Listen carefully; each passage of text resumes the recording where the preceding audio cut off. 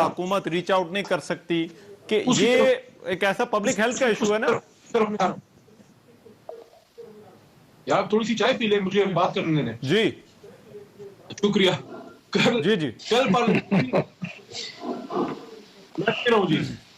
अच्छा, कल parliamentary committee on corona का हमने इजलास किया और लोग नहीं आए। मैंने भी इसको एक मुनासिब अल्फाज में लिहाज रखते हुए कंडेम किया है कि इनको आना चाहिए था। देखिए, पाकिस्तान की लोगों की जिंदगियों की बात है।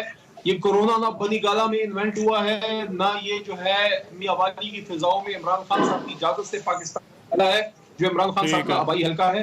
ये पूरी दुनिया में है और सब लोग इससे बीमार हो रहे हैं। तो कल पार्लियामेंट्री कमेटी ऑन कोरोना में इनको आना चाहिए था। मत भूले, दोबारा कह रहा हूं, मत भूले at the cost of repeating this sentence कि ये लोग हमें ये भी कहते थे सड़कों पे क्या कर रहे हैं, पार्लियामान में आए, सड़कों वहां करें, हाँ। या तो फिर पार्लियामान से इस्तीफा दे ताकि आपका रास्ता सीधा हो। लेकिन बहरहाल कल पार्लियामेंट्री कमेटी ऑन कोरोना की मैं आपको एक बात बता देता हूं।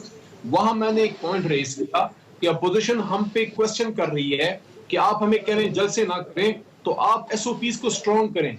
उस हवाले से जनाब असद उमर साहब ने पार्लियामेंट्री कमेटी ऑन कोरोना को यकीन दहानी कराई कि उनकी जो एनसीओसी है उन्हें स्ट्रॉन्ग डायरेक्शंस दिए हैं और उस पर अमल भी हुआ है। देखें, स्कूलें बंद हो गई हैं, जो बहुत बड़ी जगह थी, स्कूलें बंद हो गई हैं, नंबर 1। नंबर 2, इंडोर रेस्टोरेंट की डाइनिंग पे पाबंदी लग गई है।